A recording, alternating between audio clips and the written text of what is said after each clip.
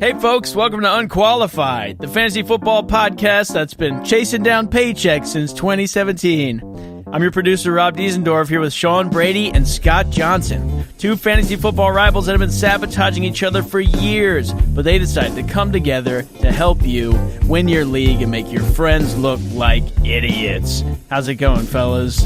Great. Chasing down, you said chasing down paychecks, but Did you mean chasing down invoices, or did you mean...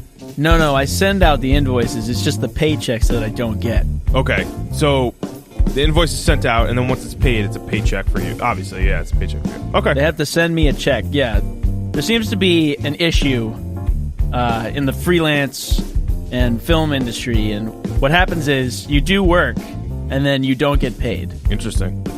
Yeah. I think maybe you just have like an aura, or maybe it's just like the way your face looks that says, please take advantage of me.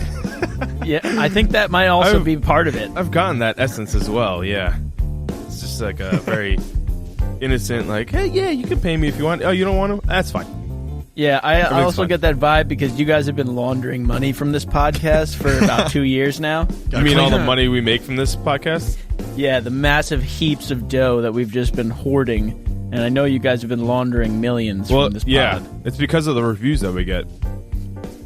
Yeah, well, I think maybe we would start making money if the listeners would do their job and give us some goddamn reviews. Gosh, here we go. Yeah, we got to cut them off. Bullying. I want to say one thing. One thing that we kind of ignore week to week, but in the long haul is definitely at play every once in a while. Sabotaging each other for years. I just want to point one thing out, and this is... I know Scott's going to get mad when I start talking about this. I think Dalvin Cook might be the worst sabotage I've ever pulled on Scott, and it was unintentional.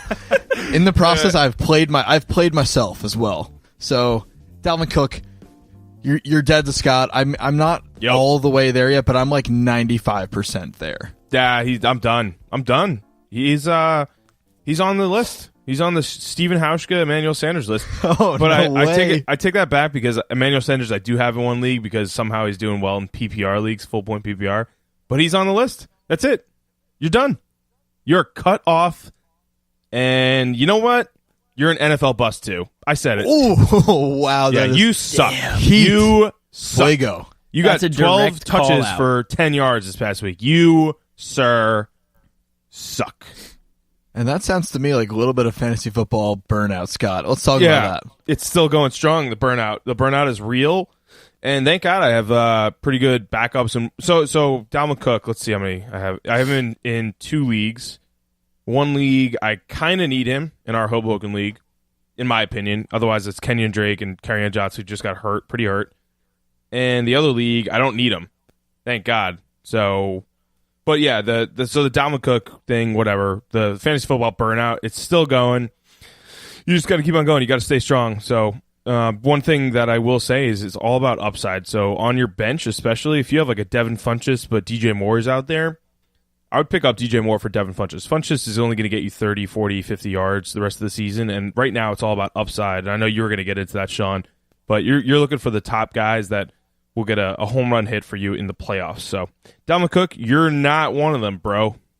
I might cut him in one team just out of spite because I don't need him. Dalvin Cook, sponsor us. Dalvin Cook, sponsor us. Also, write us a DM. Get right into the mailbag. Dalvin, write us a review. Also, yeah, Dalvin, write us a goddamn review. Do you know how huge that would be? That would be huge. I don't know if he's not going to be in the league for that much longer. Oh, that's crazy. That's Sorry, crazy. That was rude. I take it back. That was rude. He is coming off an ACL injury, and I don't know that pain, so I'm going to give him the benefit of the doubt. But I will say for the rest of this season, I'm not holding my breath for the rest of the year. But I love what you said about upside earlier, Scott. I agree. It's time. This is the last week of bye weeks, week 12, that we're going to start talking about today. Only 2 teams on bye anyway. So look, it's time to start cutting guys that are never going to crack your lineup. Devin Funchess is like the quintessential guy that is not going to win you a playoff game in fantasy football. So cut him. Pick up a guy like DJ Moore, even Josh Reynolds on the Rams. Oh, yeah. And it's also a time, if you're not going to grab one of those guys, maybe they got picked up last week or you're having a good year and you're in the playoffs, so you're not able to grab one of those guys early in the waiver order. But why not go for guys like that? And if you go for a guy a week early, it's better than going to a guy a week late. And if all else fails, just cut the guys that are not going to crack your lineup and pick up handcuffs, because if something goes down, the handcuff will crack your lineup. Yeah, so some guys that you are probably cuttable that won't win you a league or win you a week in like week 14, 13, John 14, Brown. 15. John Brown, Royce Freeman, unfortunately, Devin Funchess, even Rudolph. Like those are my bandwagon guys. Lamar Miller. Lamar Miller. I hate he's him. up and down, but is he going to win you? Is he going to win you a league and get you 30 points? No. Jamal Williams on Green Bay. Those are guys. Demaryius Thomas, even drop him. Like even I would feel okay if someone said to me, "Hey," or asked me, should I drop Demaryius Thomas for Kiki Cutie?" I'd be like, "Yeah, honestly, yeah, it's not crazy." I would say too, like part of the reason you hang on to those guys earlier in the season, even if you are unenthused with them, is the fact that someone else would get to pick them up. At this time of year, if someone's going to pick up Demaryius Thomas after you drop him and then start him against you, that's a good thing for you. It's a good thing for you. Like that works, and that's a huge opportunity cost that you don't have to deal with. And the reason you pick those guys up is because there's so many bye weeks too, right? Or injuries that are happening at the beginning of the season. Now we're pretty much done with those. Yeah, the Rams and Chiefs are a big one this week, but after this, like it's fantasy football playoff time. It's like the round play-in. So, having said that, teams on bye. We've got the Rams and the Chiefs. What are we looking at in terms of lost points for this week? Like 1 million?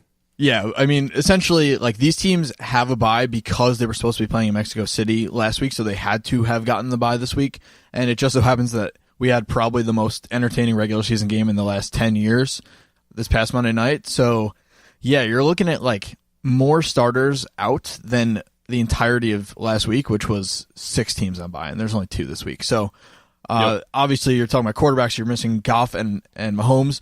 I have both on one team, so I had to go with Dak Prescott on Thanksgiving, which could be worse, I guess. And they're 1-2, right? In most leagues, they're 1-2. And and Goff's been sitting on the bench and will continue to sit on the bench all year just because Mahomes is Mahomes. Anyway, so that's the quarterbacks. Running backs, you're replacing 2 RB1s in Todd Gurley and Kareem Hunt. Wide receivers, Tyreek Hill is probably, if not wide receiver 1 overall right now, then he's in the top 3. And then Woods and Cooks, you got to replace. Kelsey at tight end, you got to replace. Watkins, if he was your flex guy, you got to replace. And 2 of the top kickers in the game, Greg the Leg and Harrison Butker. And that's just one little extra piece, one little extra wrinkle I want to throw in here. Everything we just talked about as far as upside, notwithstanding, you can replace a kicker on bye. Like, it's the difference between Harrison Butker and, like, Justin Tucker, who is on a surprising amount of waivers, is not that much. So don't like cripple yourself. Don't drop a handcuff if you would rather like keep the handcuff and be safe, as opposed to like trying to keep Harrison Butker on your bench for a week. If you have the space to do it, that's fine. But I'm just saying, don't shift things around and go out of your way to hold a second kicker on your roster. Yeah, and the reason for that, so if you looked at, I want to talk about the Monday night game before we get into the matchups too, a little bit more. Yeah. But if you look glossed over it. Yeah, if you watch that game, Todd Gurley didn't get hurt, but he got like kind of crumpled on in one play, and my heart sank because I picked up Malcolm Brown in one league, but I didn't pick him up in another one that I didn't have really room for. And if you're looking at the difference, if you're looking at having Malcolm Brown on your bench, if you're a Todd Gurley owner, or a backup kicker, if you have Harrison Butker, drop Butker, keep Brown on your bench. Like don't. It's not even a thought. Keep Spencer Ware. Keep those guys that are backing up your studs, because the last thing you want to do is sacrifice 2 or 3 points. Or sorry, you would rather sacrifice 2 or 3 points in a kicker per week than potentially have a 10-point downgrade in running back if one of those guys goes down. So another thing, that game, I want to talk about 2 things. So one small kind of thing, Sammy Watkins, he had 1 catch for 4 yards in a game where the Chiefs put up 51 points. He did play, but he's still dealing with that foot injury, and I think it was more serious than they let on. So yeah, he did start, but I wouldn't downgrade him yet. He should get healthy in the bye week, and then I wouldn't feel bad about playing him over Chris Conley once they're off the bye. But yeah, that was a tough one to see. Yeah, and on top of that, like the Rams were very stubborn in keeping Sam Shields on Tyreek Hill, which obviously they would regret looking back at it. And when teams put more attention on Tyreek Hill, that opens things up for Watkins. And we said this could be a shootout, but one of the guys is going to get squeezed out week to week, and this week it was Watkins. More weeks than not, it's Watkins, but that upside when he's not is why he's in your lineup. Yep. And then the game in general, it was 54-51 Rams, and that was the first game in NFL history where both teams scored over 50 points. Crazy. Amazing. There's like nothing more to be said about it. It was just tick for tack, back and forth. Mahomes was crushing it, but he's very Brett Favre-like. He had like 5 turnovers, something like that. The only other thing that I could possibly say is leave us a review. Oh my God.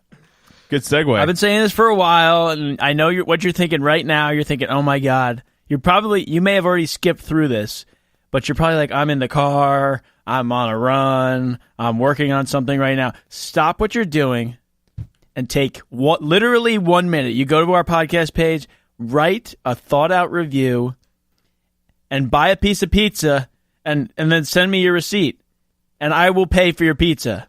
Okay? Unqualified is going to pay for your pizza. I'm in shock and dismay that we are not taking this opportunity. Okay? There's so much good pizza out there. Write a review. Okay? Write a review!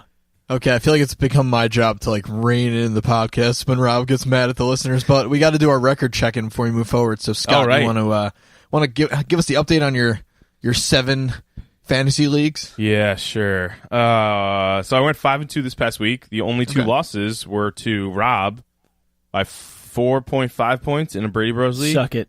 Yeah, thanks. And then Mac by 3.8 points in Hoboken. Oh, that hurts. That hurts. Yeah, they both came. Rob's came down to the wire because I had Diggs and Minnesota defense, and I was down by 40, and they came really close.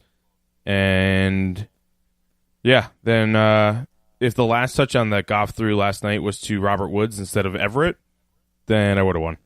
But what are you going to do? So I'm 46-31 now. It's a lot of losses, but I'm chalking up to 3-8 team with the Brady Bros that I'm out of the playoffs, but I'm in the contention for every single one of them. I'm kind of in the driver's seat. If I win out, or even if I go 2-1 or however many more games are left, then I'm looking good.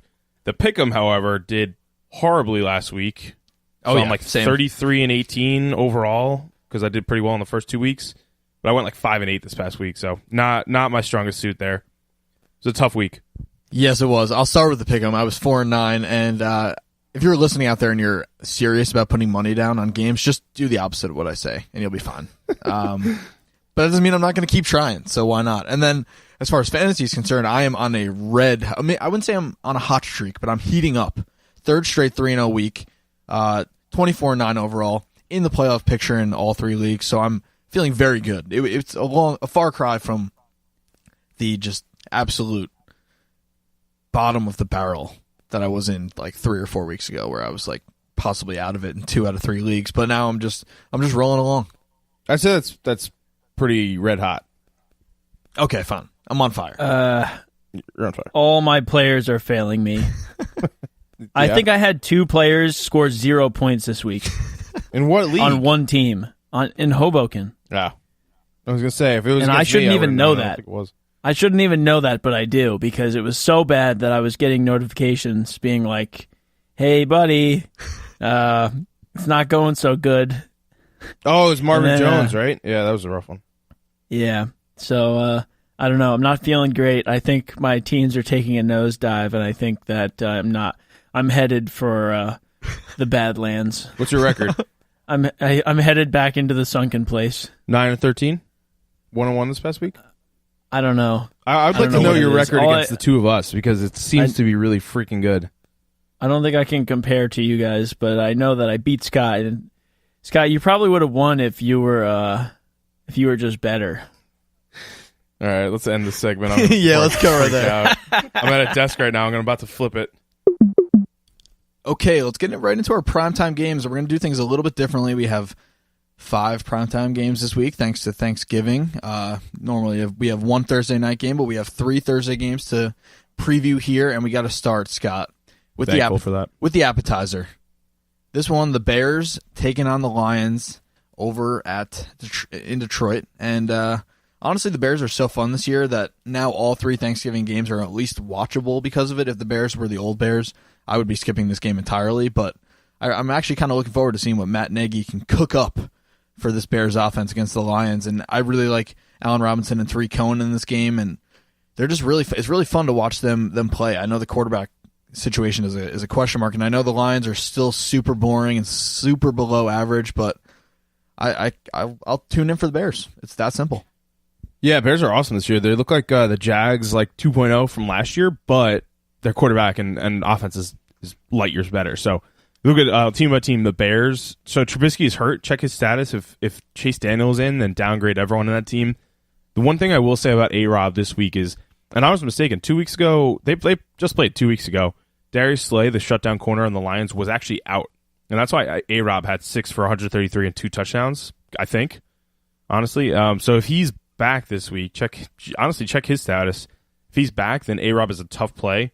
If Chase Daniel's in, then upgrade Howard and especially Cohen for kind of drop down and quick passes along in the inside. The Lions, Galladay got 14 targets last week. He was getting the bulk of the targets, and as long as Marvin Jones is out, plug him in every week. Kerryon Johnson is a tough one. His loss makes his team one-dimensional. He might be back in 2 weeks, but it'd be silly to rely on LeGarrette Blount and Zach Zenner as opposed to letting Stafford air it out. So this could be a big Stafford game. And then I have the Bears are -3. I have them winning. 538 also has them as 53% chance to win. So the Lions are surging after beating the Panthers, but Trubisky's a question mark. I'm still going with the Bears. Yeah, I mean, as long as Khalil Mack plays in this game, it's a no question. It's a no-brainer for the Bears. He's going to create disruption. So I'm with you on the Bears. Hopefully I get my pick'em slide to stop last week. Yeah, same here. So we'll see. Hopefully. Thanksgiving usually is a pretty solid week to wager on some games, so hopefully we can help you out there. Let's look at the traditional dinner here. The Redskins at the Cowboys. I feel like obviously the Cowboys play every Thanksgiving, but I feel like the Redskins are usually in that third game if they're not playing the Cowboys. So two teams that are very familiar with Thanksgiving evening. And honestly, Washington was the surprise team of the NFC this year until this past week with that horrific Alex Smith injury. It's brutal for that team. Dallas is truly surging. We're going to talk about the Giants a little bit later. People are talking about the Giants making a run. Look, the Giants beat the 49ers and somebody else terrible. I can't even remember. That's how bad they are. The Bucks.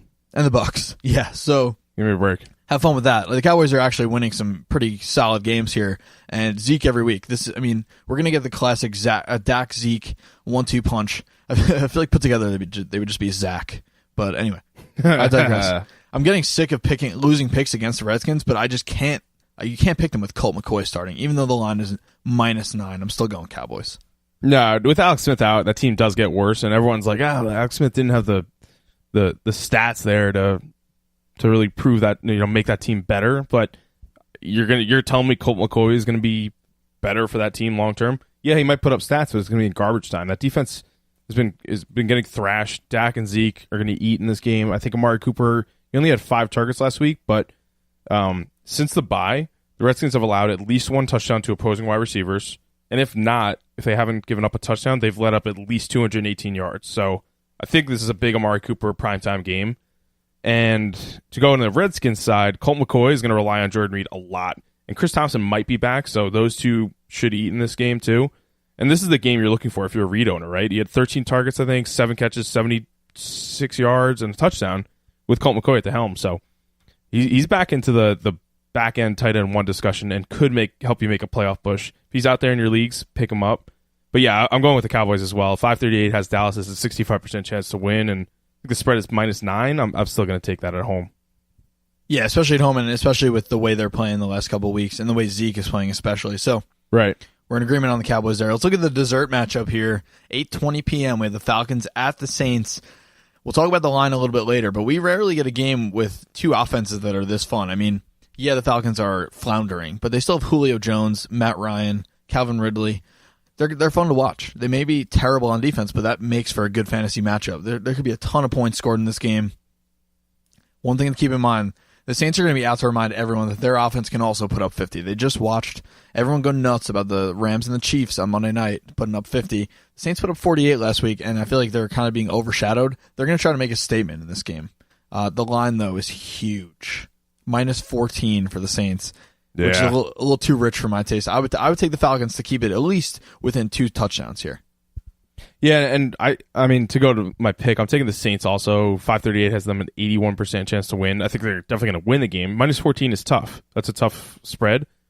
However, the Eagles, we just thought it would be a little bit more competitive with the Saints, and what was it, 45-7 or 48-7? The Saints won. Yep, it wasn't even close. It was like, you know, the Eagles players. There's at least 2 Eagles players that were throwing their helmets on the sideline. So I'm still going to take the Saints. It's a tough -14, but yeah, I think this is going to be a big Matt Ryan, to go to the teams, big Matt Ryan, Julio, and Calvin Ridley game.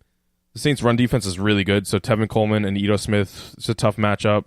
Julio and Ridley should have double-digit points each. The last 2 weeks, the Saints have held opposing wide receivers of Cincinnati and Philadelphia to 24 points at PPR, but Julio isn't even close to any of the competition they face. I think AJ Green was out that game.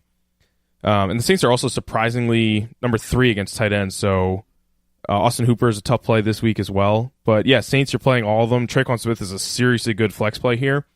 And, I mean, Breeze is just money. Absolute money, and this is going to be a shootout. I'm excited for this game. Yeah, before we move forward, can we just talk about, let's just mention real quick, we don't have to go too deep into it, but Matt Ryan has been really goddamn good this year. Yeah. And no one's talking about it. Yeah. Way better than I thought, honestly. I thought he was going to have an off year. He's number 3 or 4 behind Pat Mahomes, Jared Goff. Yeah. In fantasy. Drew Brees is up there as well. Yeah. Andrew Luck. Matt Ryan, keep doing you. Yeah. Shout out Sean putting the traditional dinner, the appetizer, and the dessert as these matchups. Pretty creative. There's Must a little be a teacher or something. A little banana cream pie in that last matchup nice. To appease Rob right there. All right, let's Maybe look apple pie. Let's look at the next set of primetime games that will occur over the rest of the weekend. So Sunday night we have the Packers at the Vikings, which is a really fun matchup. I mean, both these teams are not where they were last year or even where they have been in years past, but still a pretty fun game. It's a very fun divisional race with these two teams and the Bears.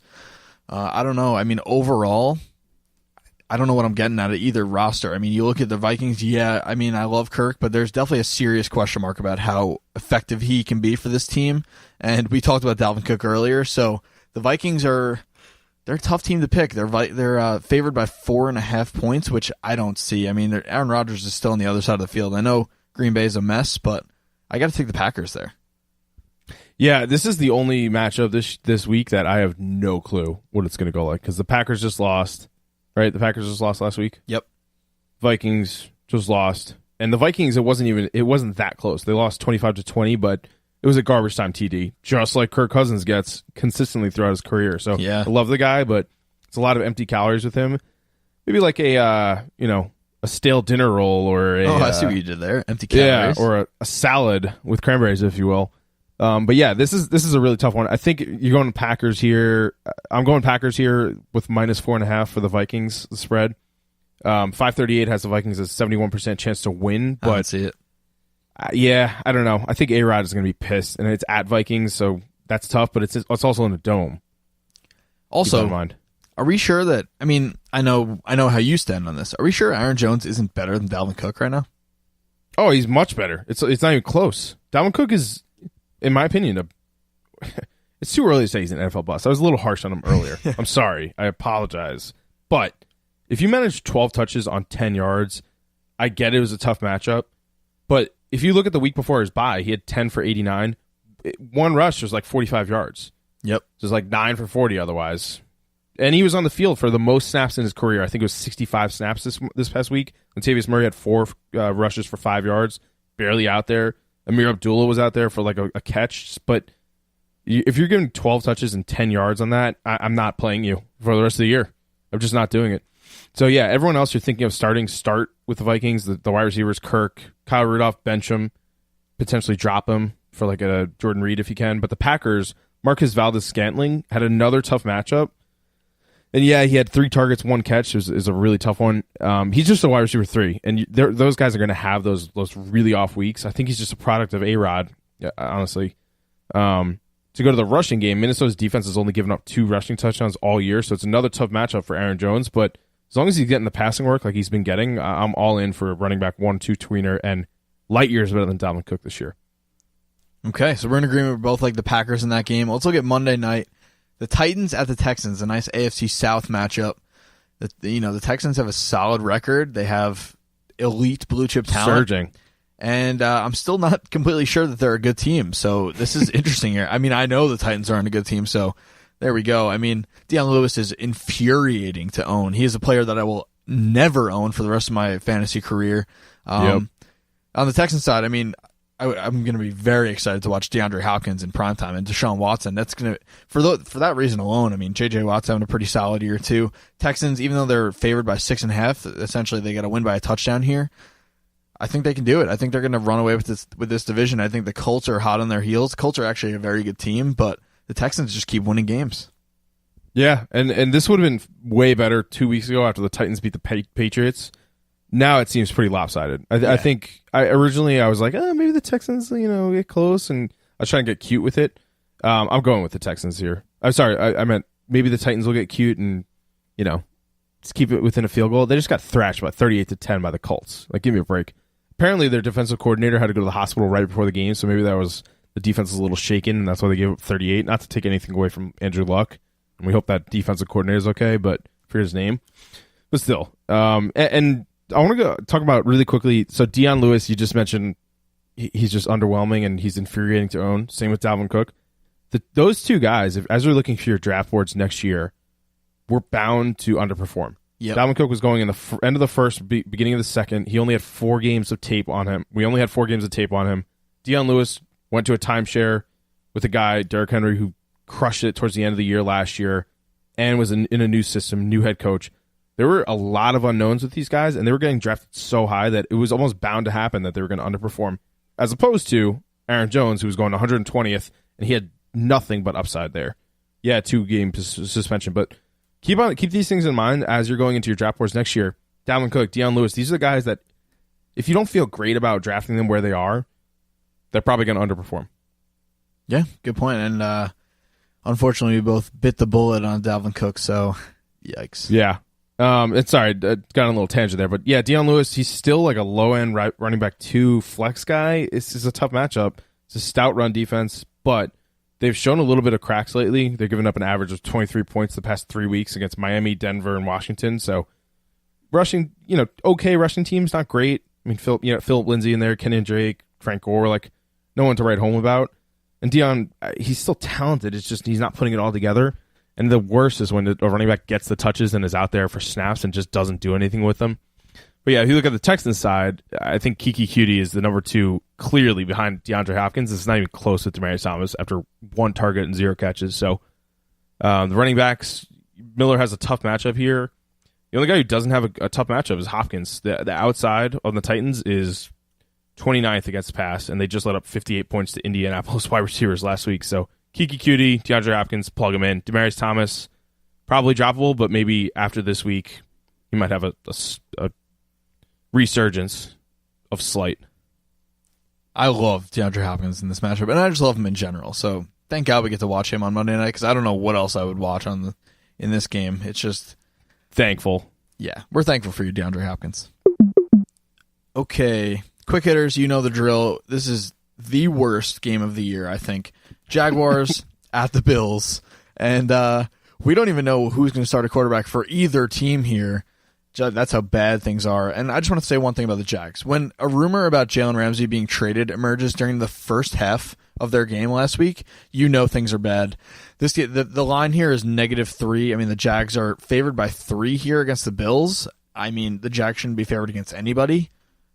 So for that reason, I'll take the Bills. But this game, I would not touch with a 10-foot pole. It's just I wouldn't start a single fantasy player on this team, including Leonard Fournette. He's just, I don't know. He scares me. He scares me sometimes, Scott. Yeah, I mean they did rush it a ton, but I don't know how they didn't beat the Steelers. They were up 16-0. I didn't watch that game, but like that's pretty bad. If you're trying to rush and hold on to the win there against a team like the Steelers that have firepower that could just overpower you at any time, given your defense and pass defense, it's a recipe for disaster. So people forget these 2 teams made the playoffs last year. The Jaguars almost made it to the Super Bowl. The Bills were in the playoffs last year. It doesn't make any sense. But yes, Jags 6 straight losses. Blake Bortles just doesn't have what it takes to keep this team together. I think Leonard Fournette is still a back-end running back 1, high-end running back 2. Yeah, still starting. Don't listen to me. Yeah, I mean, still start him, but The reason he's not like top 5 is because he doesn't usually catch as much as the top tier guys. So 2 weeks ago he caught 5 to 6 catches. Last week he only had 2 for 46. One of them was kind of fluky. It was a good play, but Bills are 22nd against the run. Keep on playing him. And on the Bills side, I don't know. Josh Allen's back. If you need a deep league filler, I'm not. You know what? I take that back. I'm not even going to say Josh Allen is a deep league filler. I'm taking Buffalo. 538 has Buffalo's 56% chance to win, but I'll have them covering the spread. Yeah, thank God we're done talking about that game because it's as bad as it gets. The Raiders at the Ravens, and this one's pretty bad as well. I mean, the Ravens are a decent team, I would say, and they're pretty much unwatchable, almost as bad as the Raiders here. I mean, at least Lamar Jackson is in the lineup, and honestly, I'm kind of bummed that it's not even as exciting as I thought it would be. I mean, yeah, he ran the ball a ton, but I don't know. I'm not watching this game either. The Ravens are favored by 12 points, and I don't know. I guess I'll take the Raiders because that line's way too high. The Ravens are not going to put up a ton of points on anybody, including this terrible Raiders defense. So I guess the Raiders could probably hang around. I won't watch anyway. Yeah, Raiders away at the Ravens. It's a recipe for disaster. -12 is a tough one as well. I think, I don't know. I'm taking the Raider. Yeah, I don't know. I felt weird about saying that out loud. Yeah. I'm taking the Raiders because the -12 is a tough one, especially with a backup quarterback. Lamar, as electrifying as Lamar Jackson is, he ran the ball 27 times. That's just not sustainable, and I think 3 of them were kneel downs at the end. I think he used 10 for 18 for 150 yards and an interception or something like that.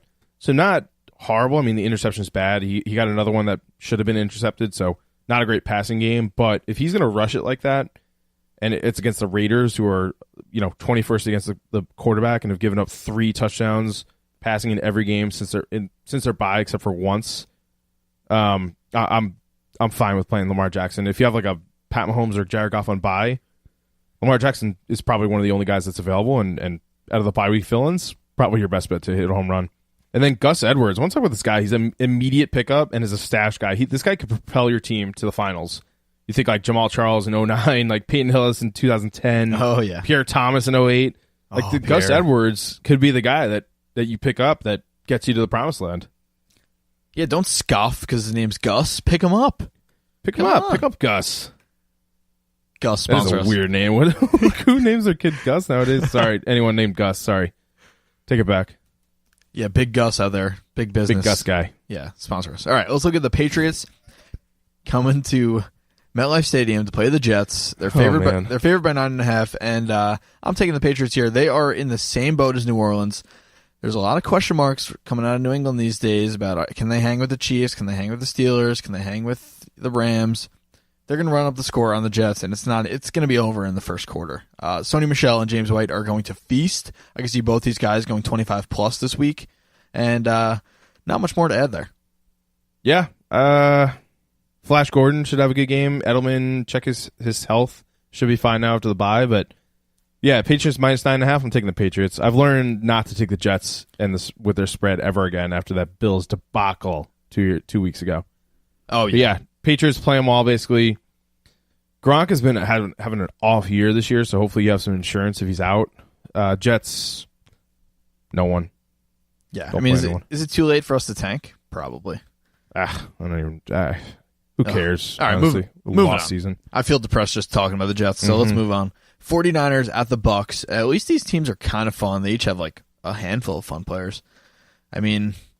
Yikes. The line is Bucks favored by 3. I guess I would take the Bucks just because there is some variance. I know we hate Jameis Winston, and he's back in the lineup this week, but he can have games where he throws 4 touchdowns. He also can have games where he throws 6 interceptions, but just on the off chance it's a good Jameis game, I'll pick the Bucks here. Yeah, I'm going to take the Bucks. 538 has them a 63% chance to win.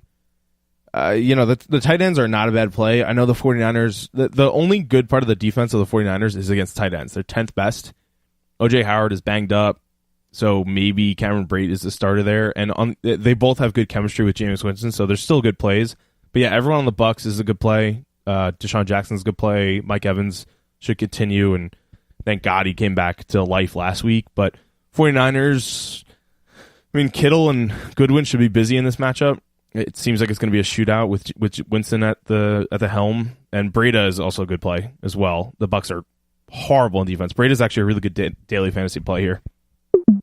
It's the mailbag turkey edition, and if you're wondering why I didn't sing the intro, it's because Sean and Scott didn't like it. They said I shouldn't do it anymore. And they're mean. We just said nothing. We didn't say you shouldn't do it. We were just like. You were both making faces as if you were in extreme pain. We did make mincing faces. Basically, Fair you point. said with your eyes, Rob, don't sing. Well, you asked, can I sing? And we were both like, we didn't say a word. We were just like, I mean. With your eyes, you looked at me and you said with your eyes, Rob, please don't sing this. Don't do it. Don't do it. If that's where your mind went, then okay. Anyways, if you want the singing to come back, leave a review. And in your review, I want you to finish it with hashtag please let Rob sing again. Okay? Hashtag please let Rob sing again. Hashtag PLRS. What is it? A. Hashtag PRLSA. Jesus. Okay? Very common. All right, so let's get right into these questions. Again, this is Turkey Day, so these are all turkey-themed questions. First question comes from Bill in L.A. Top 3 Thanksgiving dishes. Also, top 3 sociopath Thanksgiving dishes. Okay, Thanks, I'm taking the case here because I want to ruffle some feathers here today. So buckle up, or maybe unbutton. Either way. I don't know which one's more Thanksgiving themed. Yeah, both. Buckle up. Loosen your belts. And loosen the belts. Mashed potatoes, that's a homer pick. Everyone can agree on that. But mashed potatoes, the reason I picked them is they make everything else on your plate better. I'm going to get to turkey a little bit later. But mashed potatoes with turkey is a good food. Mashed potatoes with stuffing is a great food. Mashed potatoes with almost anything at your plate is phenomenal. It's like adding LeBron James to your Thanksgiving plate. Mashed potatoes, that's enough said about that. Dinner rolls is another top 3 dish for me. For much the same reason, it's the first thing I eat at the table and also the last thing I eat because they're just so damn good. And I'm not talking about the crusty, stale, whole wheat roll. I'm talking about you pop this stuff out of a blue tube. Pillsbury sponsor us, and you heat it up and you butter it up and you just it's just a great lubricant for a great evening. And then last one, this is where I ruffle some feathers out there. Spinach and artichoke dip. This is not even at the Thanksgiving table. This is on the appetizer table during the early 12:30 football game, and you're just chowing down on it before dinner. And honestly, I know it's not a traditional thing here. I know you can eat it any other time of the year, but it is so good and it is so underrated. I know guac's had a moment. And other dips have had their moments, but spinach and artichoke dip is next. We need to buy stock. All of it. That is an underrated, that's an under the radar food right there. And it's not a classic dish either. And you know what? This is a guy who goes in and does the work. He does the research. He finds the takes that nobody's going to take, and he takes them. Are you talking about spinach and artichoke dip, or are you talking about Sean as the guy? Talking about Sean. I thought you were relating that to spinach and artichoke dip. Why would I gender spinach and artichoke? I was confused for a second, too. I was like, I don't know. That was really confusing. Anyway, you think I assumed spinach and artichoke dip's gender? I don't know. I don't know where your head's at. I would never do that. Spinach and artichoke dip, I agree it's underrated, but it's not like it's not a traditional Thanksgiving food. So like you said, mashed potatoes and dinner rolls, you're pretty much, dinner rolls I get, you're having... Well, here's the thing, actually. Dinner rolls you're not really having unless you're having like a turkey meal outside of Thanksgiving. And you're not really, I guess some people do turkey meals outside of Thanksgiving, but hopefully not because turkey's overrated. But the spinach and artichoke dip, it's an interesting take. It's your answers. You know what? I respect it. Never mind. I'll take it. I'm not going to ruffle your feathers back. I apologize. And I'm sorry. I've got a little interesting analysis too. Sean picked all foods that are like filler foods. None of these are your flagship like Thanksgiving foods. These are the in-betweeners, right? You picked all tweeners. You got mashed potatoes, which you're going to mix with something. You have dinner rolls, which is like a side to something. And then you have spinach and artichoke dip, another sort of a side/dip. It's interesting. Yeah, it's because they're never not good. They're always good. I love stuffing, but sometimes stuffing is not as good as you expect it to be. And don't get me wrong, that's like I'm thrilled to have stuffing. That's in the top 5, but these 3 things are always the same and they're always good. I have a question. If you just had a meal of mashed potatoes, dinner rolls, and spinach and artichoke dip, would you be happy for Thursday? I would feel absolutely terrible afterwards, but yeah, I would be pretty happy eating it. I think that's the point of this. It's like you're just top 3 guilty pleasures. That's a good exercise, Scott. Thank you. Good point. I appreciate that. We'll get to the sociopath ones after we get to the first top 3s. I'm ready. So I'm ready to ruffle my feathers. Because you just did a little stuffing bashing, which is my top pick, okay? And I'm a little bit pissed about it. Okay. Stuffing is a tried and true Thanksgiving dish, and you can eat this. This is a sort of a side dish, but you could eat just stuffing. Like, I could go to Thanksgiving dinner and eat just stuffing. I totally agree with that. And fair point. Now, again, stuffing is one of these like foods where if you do it right, it's amazing. If you do it wrong, it's like the worst thing you've ever had. Yeah, it's basically the Tyreek Hill of Thanksgiving foods. Nice. It's going to be an absolute home run. It's going to make you say, I've never seen anything like this before. And then some days it'll just be 2 catches for 50 yards, and it's good. But I agree. Stuffing's got the highest ceiling out there. Have you ever had stuffing not on Thanksgiving? It feels kind of weird. Yes. Christmas, and that's it. Like, it's only like a holiday food. I feel like I haven't had it is a holiday food. Stuffing on Christmas. But I guess that makes sense, yeah. I don't know. There's so many calories packed in there. If you're eating that on a regular basis, so dense. like, something's going to happen to you. Yeah. My next food on the list is, and this was a tough one. I was really going neck and neck. Apple pie is my next one. This is a classic American meal. I'm choosing classics. Now, the reason I picked apple pie, this was going up against my personal favorite, which is banana cream pie, and I went beyond. I chose apple pie over my personal favorite because it scored extra points in the Thanksgiving theme. I don't think banana cream pie is technically a Thanksgiving dessert, so that's apple pie scored higher. I appreciate you sticking to the rule book. You got to put a scoop of vanilla ice cream on that bad boy, and then now we're talking. Right. You got to make sure it's warm too. Oh yeah, that is huge. Yeah. That's huge. I can't eat. I'm getting so getting worked up right now. Are you thinking about cold apple pie? Is that where you're getting worked up? I was just thinking about cold apple pie. I was getting a little sick. Sends a chill down my spine. The cold apple, like a actual cold piece of apple pie, compared to apple pie that's colder because of ice cream, it's totally different. Oh yeah. Or if you get a nice warm apple pie with a cold piece of ice cream on it, that's nice. Exactly. So my number 3 is the turkey, but only dark meat. The dark meat of the turkey. That's my number 3. I'm a big dark meat guy. It's more tender. I feel like it's juicier. And I've just had too many bad experiences with the white meat where it's like dried out and it's just like you're just like trying to. Oh yeah. You can't get it. We're getting to that later. No good. Don't worry. We're getting to that. I respect dark that. meat is the way to go. It's the premium of the meats. I respect that. Those are good answers. All right, so I'm going to go with, you guys have kind of taken some of them. So my first, though, is yams. And the reason is because my mom makes them. She makes them, the yams she puts a little bit of cranberries in there. I get what we just said about, we'll get to cranberries because I have a take on those in Thanksgiving foods. But the yams are made with cranberries, oats, and then marshmallows melted on top. Oh, there it is. Oh, there it is. So they're cooked first, and then I was waiting for you to say marshmallows because I was like, it's gotta be. Then we bring the marshmallows in a bag with the yams that are cooked already to the place that we're going, my uncle's house. Then sprinkle marshmallows on top, mini marshmallows, and in their oven. Fantastic. Wow. It's sweet, but the cranberry actually gives it a little like citrus acidity, if you will. I did not say that word correctly, but whatever. Then we're gonna go stuffing because I feel like I like the stuffing with like little pieces of sausage in it for some reason.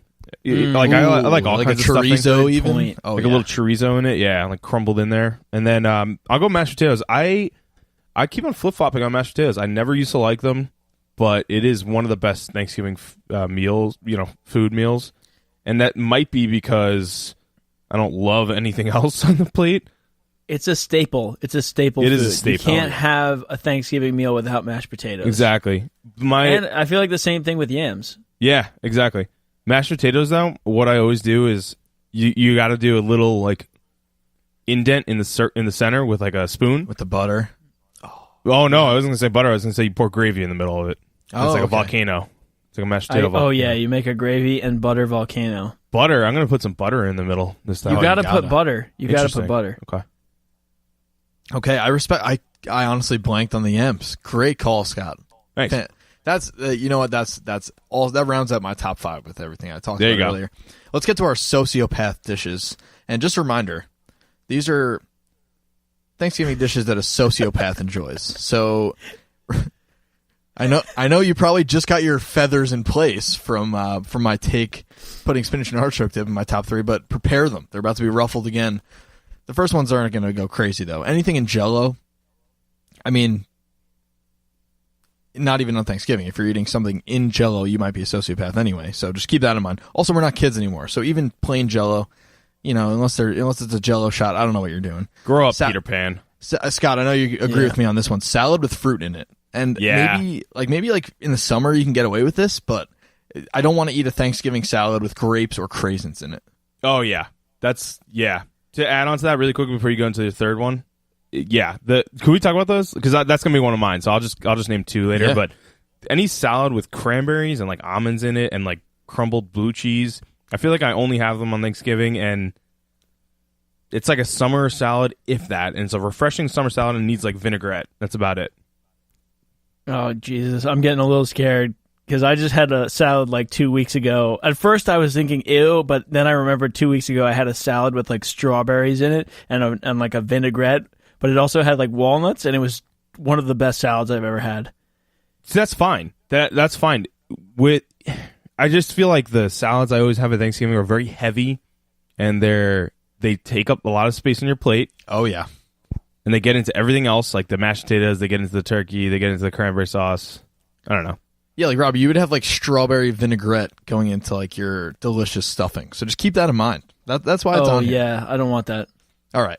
This is the elephant in the room here, and we've taken this. We've had this take before. I think we might have even talked about it last year.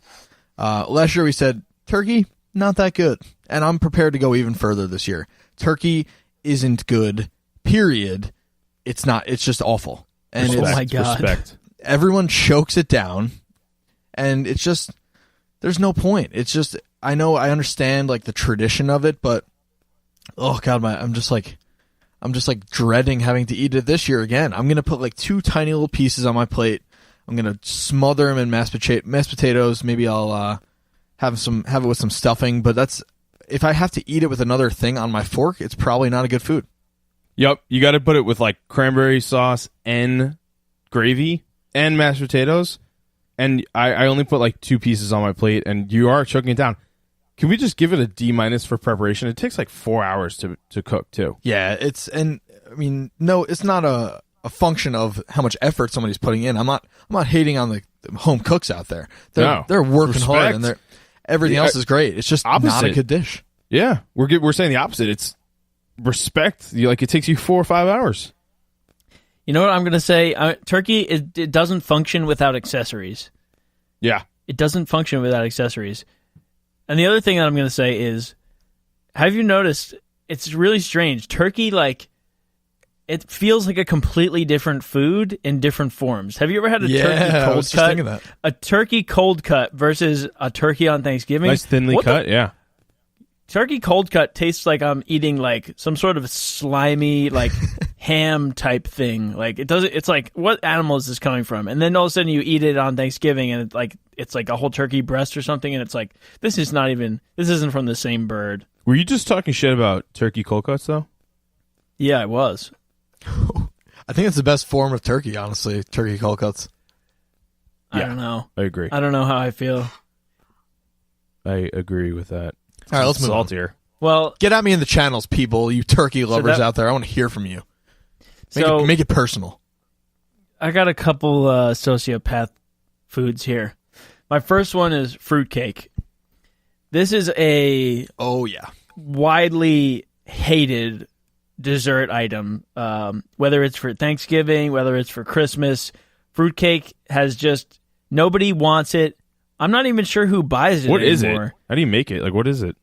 It's just a dense, like really, really dense like flour cake with like old dried fruit in it. I'm not even sure. It's just that was the most disgusting description I've ever heard. It's just so dense, and it's not good. Nobody likes it, and even if you have never tried it, you don't like it because you've heard stories. My second is steamed carrots. I don't know how everyone feels about this, but steamed carrots are they're boring. They're flat out boring. And you also cook the nutrients out of it when you steam them, cook them. Whenever I eat steamed carrots, I feel like I'm someone's like child that's being forced to eat vegetables like at the dinner table. You know what I mean? Like that's for kids. You know, I'm a big person now. And then my final sociopath food is the pale tip of the iceberg lettuce. Okay, if you're eating this could be in a salad. And first of all, I'm probably not even going to eat a salad on Thanksgiving. I'll be honest. There's too much meat. But you can't be serving pale lettuce. It's that lettuce that's down by the bottom of the stalk, and it's like white. It has no flavor. Flavorless. Yeah. It's flavorless. It's just full of water. And it's like sometimes it's sour tasting. Like it's just really weird. Gross. I'm not sure who wants it. I don't know why people include it, but you got to have the dark green leaves. You got to have the dark green leaves in your salads. People, don't make this mistake on Thanksgiving. Don't put the pale iceberg lettuce in your salads. Keep it dark. Keep it green. Dole, sponsor us. Like that. All right, my 3 sociopath foods, pretty similar. Salad with cranberries and almonds, and like it's just too heavy. It takes up too much plate. You know, we don't have to talk about that anymore. I'm going to say green bean casserole as well. Yep. Throw that one in there. However, I feel like that's a hot take because I feel like it's a lot of people like it for some reason. I think that green bean casserole has a cult following. I think the name grosses me out. Casserole. Oh yeah, it does. I don't like the word casserole. Like, what is a casserole? Ugh.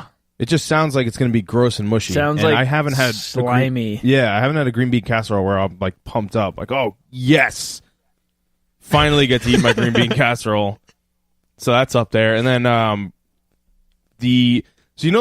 so I love dinner rolls, but you know the ones that get really, really hard and stale, and it feels like you're at the dentist getting your teeth pulled when you eat it. Oh yeah, and they're always like a whole wheat or whole grain one. And you can't get any butter on it. You could barely open it without getting the crumbs all over your plate. Those ones, get out. Yeah, I agree. Get out. Get off. I'll take it one step further. Rye bread. I love rye bread. I don't like rye bread either. I'm with you, Rob. I don't like rye bread. Rye bread's bad, That's Scott. erroneous. No. That's erroneous. What do you like about it? We're not going to get into that. We're talking about this. I'm not. Don't call me. You don't like it. I can tell you one thing. You're not going to call me a sociopath for liking rye bread because I feel like a lot of people like that. You actually don't even like it. I do like no rye way. bread. Rye and pumpernickel is one of my the swirl is one of my favorite breads. We can't. I can't even talk to you. We got to say that. We got to say that one. That's absurd. I can't believe you have such a hot take on rye bread. That's absurd. I think we're going to take this offline. We're going to take this off the pod and talk. We're going to do. I think we literally just spent 20 minutes on one question. You better watch yourself in the turkey trot. Let's speed round the rest of these. You'll be too full of rye bread to catch up to me. So, number 2 from John in Hoboken. Favorite Thanksgiving tradition? It's a good question. I think watching football right after food and unbuttoning the top button of my pants or putting on sweats. It's usually I unbutton the top button because like my stomach's bulging out while watching football. And then there's a transition period where it's like probably halfway, at halftime, you always bring sweatpants because like you're not going to bring sweatpants. Come on, put the sweatpants on. That's a power move. Wow. And then the turkey trot, we do it every year. Oh yeah. Mine is running the turkey trot with a catastrophic hangover.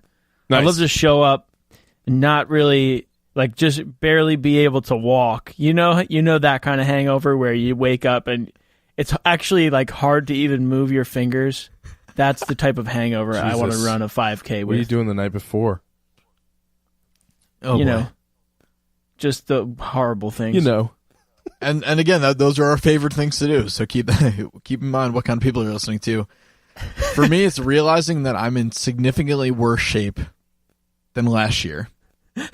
During the turkey trot, which was and which last year was the worst shape of my life. So now we're getting exponential here with how terrible my health is. So that's my favorite Thanksgiving tradition every year. It's like Office Space where he's like, "What about today? Is today the worst day of your life?" He's like, "Oh yeah, every day that you see me is the worst day of my life. Every year you see me is the worst shape I'm in." All right. Next question comes from Kevin in the Bronx. MVP of the family Thanksgiving dinner. Okay, what's their signature move? For me, what's this their is signature move. The little cousins at the Brady family gathering for Thanksgiving. What they do is this is their signature move, and I'm going to tell you why that makes them the MVP. So it may not make sense until I explain the whole thing. They eat half of a small piece of turkey on their plate. So we're talking about how much we hate turkey. These kids, they're not pulling any punches. They're not like trying to impress the cook. They're eating a little tiny piece of turkey, and then they load up on soda, and they start hyper wrestling like at the table essentially. And then nice. What the reason that makes them the MVP is they distract everyone naturally. So it's a nice. You don't even have to tell them to do it. It's just a built-in distraction. So you can just easily sneak away back to the TV to watch the 4:30, maybe the whatever the late game is, and nobody notices you even left the table because everyone's looking at all the action. Love that. That's a good point. I'm gonna go with Neil. I put hashtag Neil. Hashtag Neil. My dad, Neil. Leave a review with hashtag Neil in it. Neil. Yeah, guy's a legend. So we usually have a kids table and an adults table. We always have a kids table and an adults table for dinner. And the kids tables, we're like 27 years old. All yeah, of us, but it's lit there. That's the place to be. It is lit, yeah. And usually the adults table, like they're the ones, I don't know, talking about taxes and drinking wine and stuff like that, and we're like actually having fun and talking about going out and whatever. Anyway, so the kids table always goes to watch football after dinner. The adult table always stays there and keeps on talking. Neil somehow works the room in both rooms. He works the adult table, crushes the conversation, and then he'll come into the kids table or the room where we're watching TV, and he'll just say like a one-liner. It's like a dad comment. And it's hilarious, and then he'll go back. I was going to say, is it possible he's cloned himself for Thanksgivings only, and he just breaks out the clone? Quite possibly. He's two places I wouldn't at put once. it past him. The guy's everywhere on Thanksgiving. I don't get it. He has the technology. And nowhere at the same time. Yep. He has the technology. I'm going to go with the uncle. And I say that like that for a reason, because everyone has the uncle. And the signature move of the uncle is falling asleep in the chair immediately after finishing Thanksgiving dinner. Everyone's seen pictures of the uncle. Everyone has the uncle. Maybe some people have two of the uncles. But we all know their signature move. I'm going to go one layer above that. Everyone always is like, oh, he fell asleep because of the tryptophan in the turkey. It's like, yeah, he had one piece of turkey. Come on. It's not a thing. He's just falling asleep. So we have good point. We have the uncle, and then we have the commentary from the family. Oh, it's a tryptophan. Talking about the tryptophan as if we don't talk about it every single year. It's amazing. We do it every year. This is the cycle of life, people, as we know. We're getting cynical the over uncle, here. Yes, the uncles fall asleep, and then the family comments. And sometimes it's the dads. I would say it's the dads that often reference the tryptophan the most. Especially my dad, personally. My dad loves to talk about the tryptophan. Like, dads have their signature, like, little, like, subjects and, like, fun facts that they love to, reference. Making good time on the way in. Oh, yeah. Mm-hmm. Making good time. You guys ready to rock and roll? And they love to talk about the tryptophan. They also like... And if there's let's say you have a new nephew or a new little cousin that's there, they're going straight to that kid, and they're going to talk about the tryptophan. Well, it's going to make you tired. You're probably going to fall asleep because of the tryptophan and the turkey. They also, like, slap their stomachs after the meal and be like, wow, that was something. That was a good meal. Shouts go out to the uncles, keeping it real. Question number 4. Chris from Florida, what is your go-to day after Thanksgiving sandwich? Okay, I'm going to get mine out of the way because I don't want to end on a sour note here, and I know a lot of people are going to come at me in the comments for my I don't know what I'm going to how I'd classify this. Look, I'm just going to say it. My leftover sandwich is not a leftover sandwich. I'm going to go get a sandwich from the deli because leftovers suck. And I put a little note. I put a little note in the Google Doc here to go in, and here we go, people. What food is the most common leftover on Thanksgiving? I'll answer for you. Turkey. We just talked all about it. You don't want to eat that turkey. You didn't even want to eat it when it was fresh. So don't kid yourself here. And then, which foods are never left over? Maybe it's different at your house, but there's no stuffing ever. We don't even make it through the night. You can make 5 trays of stuffing, and it's gone regardless. Mashed potatoes are very rarely left over. So all the foods that you want on that sandwich aren't there anymore. So no, I'm not eating Thanksgiving leftovers. I'm going to the deli. Just going to gloss over that comment and act like it never happened because that's the most absurd thing I've ever heard in my life. Yeah. So we're going to go with the best go-to day after Thanksgiving sandwich. Turkey. We're going to put turkey on it, okay? And it's going to be on a Hawaiian roll or like a ciabatta roll, not stale. You put cranberry sauce spread on the bread, both sides, and you put a little, it's going to sound weird, but you put a little mayo on it to lube up the turkey. You lost me. You had me, and then you lost me at mayo. You put a little bit. I said little mayo mixed in sauce? there. Right, little mayo mixed in parentheses. Then stuffing, a little bit of mashed potatoes, enough that it doesn't overflow when you put the sandwich together. And then a little bit of yams to like sweeten it up. Put some cranberries in there and stuff like that. And sweeten up the mayo. That's it. That's it. I'm going to go with side salad. I don't know how I don't think I agree with you on the mayo portion of that, but everything maybe you should try it. Maybe you should open your mind, dude. Maybe you should keep your mind open. Yeah. Maybe you should go camping with it.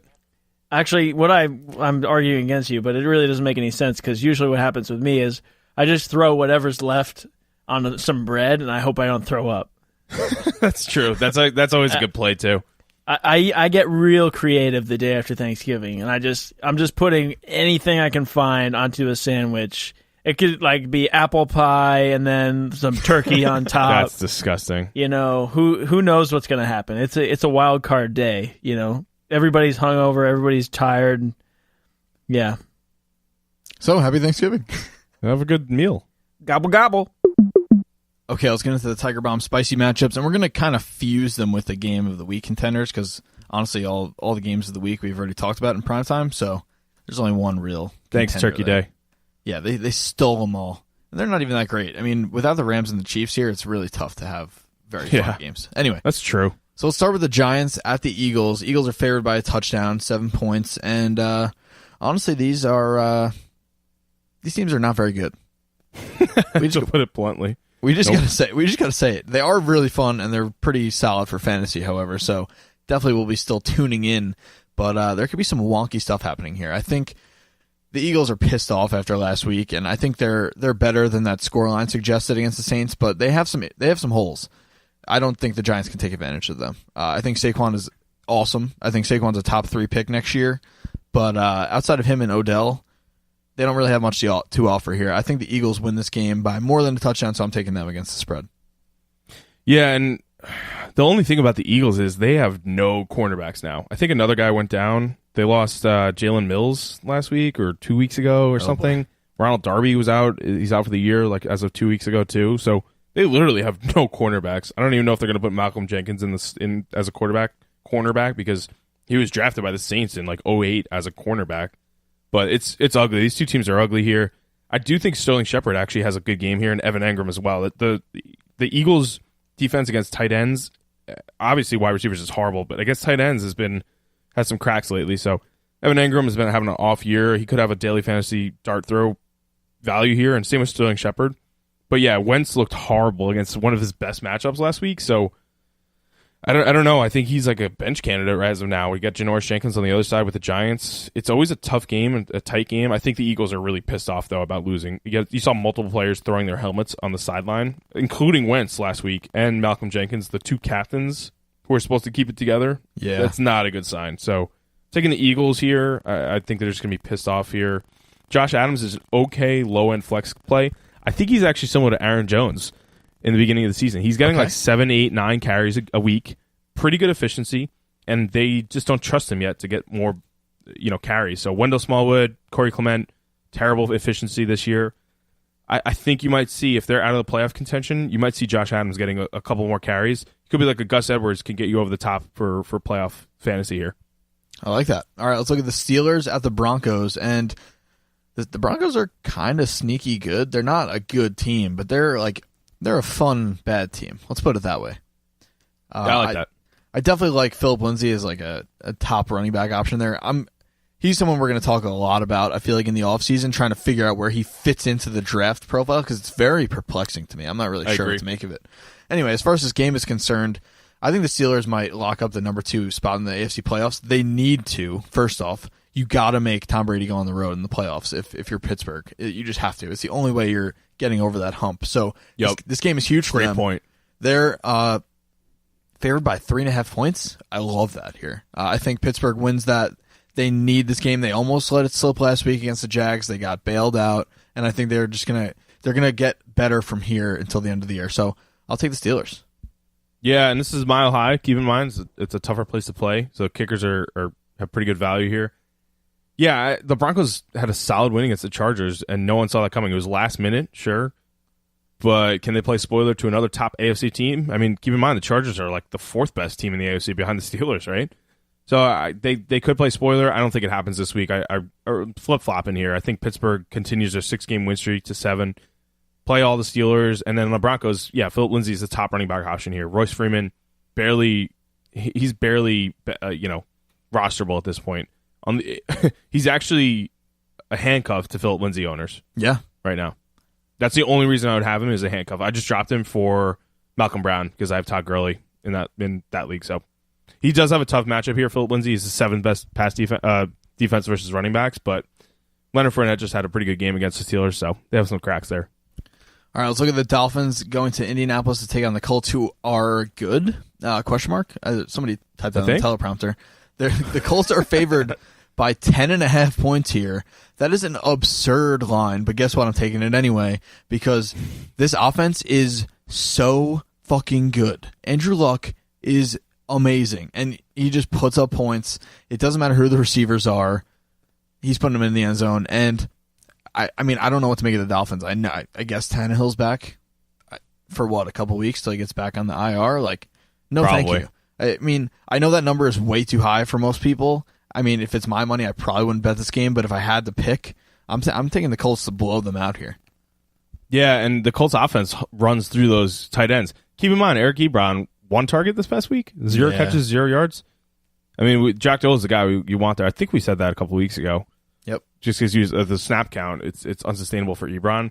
The Dolphins are 17th best against tight ends, so I think I think Doyle is going to have a good game here. However, Xavier Howard, the shutdown corner on Miami, should be playing against T.Y. Hilton. So T.Y. just had 9 targets, 9 catches, 155 yards, 2 touchdowns, which is a very T.Y. Hilton-esque game. I think it's going to be a tough going here. And I have the Fins. I mean, 10.5 is tough. The Colts, they're surging. They're 5-5 now. Solid win streak, and they're only 2 games behind Houston, who's eventually due for a loss. But it doesn't feel like this team is a Super Bowl contender. And it doesn't feel like the Dolphins are either, but maybe Tannehill does some magic against the Colts. A couple things I will say. The Colts have been 7th best against wide receivers, but in the last 4 weeks, they haven't really had any real tests. So they have had Buffalo, at Oakland, Jacksonville, and Tennessee.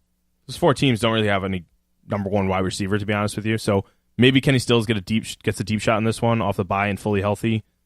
Indianapolis is 17th best against running backs, so pass catching backs like Kenyon Drake have a pretty good matchup here. And then on the Colts side, the Fins are 27th against the running back. So Marlon Mack should get back on track here big time. And to go to the wide receivers, in the 7 games before their bye, the Dolphins held the opposing wide receivers to 10 catches combined amongst them in 3 games. Never more than 15 catches in any game this season. So actually pretty good against wide receivers. Yeah. That's not good news for T.Y. Hilton owners, so keep that in mind. You probably can't afford to take him out of your lineup, but don't expect what you saw last week, which was a vintage T.Y. game. All right, let's look at the Cardinals at the Chargers. And yes, we are in the Tiger Mound Spicy matchups. Yes, we're scraping the bottom of the barrel here. Honestly, a lot of these games belong in the quick hitters, but we got to give them a little more love here.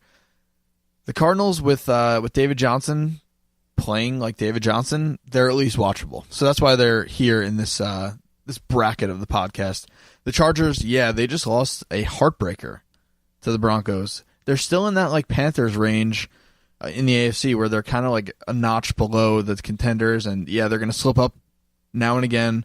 I think they get back on track here, but I mean, this line's 13.5, 2 touchdowns. I still think the Chargers set the tone here. I mean, maybe the Cardinals run the ball a lot with Johnson, but I don't know. I really see the Chargers taking it to him. Yeah, the Chargers are 8th best against running backs, but David Johnson is matchup proof, obviously, and Byron Leftwich as his offensive coordinator. They better keep Leftwich next year. Yeah, they should. Because he's finally getting the ball to David Johnson. Finally, unlike Mike McCoy was. But yeah, on the Chargers side, I'm going to take the Chargers in this game. 538 has an 84% chance to win. And I think two scores is doable. I know the Chiefs-Cardinals line was 16.5. And I think it was Chiefs won by 11. But I think the Chargers are pissed off that they just lost to the Broncos and they're home. So I'm going to take them. A lot of these lines are honestly too big to really bet, but a lot of these games, I still like these games. So if what you do is if you combine them together into one bet, they take the lines down for you. So definitely something I would consider with games like the Chargers minus 13 and the Colts minus 10. Even the earlier games where we're talking about the Patriots, if you take that down a couple points, that would definitely help. Because I like the games. I think the outcome of the game is never really in question. It's just the line. So anything you could do to offset that, use it to your advantage. Yep. I agree. And then, yeah, I think Keenan Allen, I don't think he's going to get shadowed by Patrick Peterson. He really covers like outside wide receivers. So Mike Williams, Tyrell Williams, tough matchup here. The way to attack this Cardinals team is to run it. So Gordon and Eckler in deeper leagues are going to have a good game here. 28th best against running backs. All right, let's get to our lone game of the week contender, which I guess makes this the game of the week. It's just kind of by default here. The Seahawks at the Panthers, and the Panthers are minus 3 at home, favored by a field goal. And honestly, both these teams are kind of on the outside looking in the playoff picture, and I think the Panthers are better than we've seen the past 2 weeks. I think they got to get back on track here. DJ Moore went nuclear. Yes. So he is someone I'm keeping a very close eye on. He obviously needs to be picked up this week if he's not, but you might as well start him at this point. If you need that like high upside flex, you can do much worse than DJ Moore. I'm taking the Panthers. This line is right where it should be, which is thank God because the rest of them aren't this week. The Panthers by field goal, I'll take them here. They got to get back on track. They got to cement themselves into that 5th playoff spot in the NFC. Yeah. And I'm taking the Panthers as well. 62% chance to win by 538. If you look at the Seahawks here, so I want to talk about the cornerbacks on the Panthers. You got James Bradbury on the outside and Dante Action Jackson. They're not doing too hot lately. Yeah. If you remember the Steelers, they just thrashed them 2 weeks ago.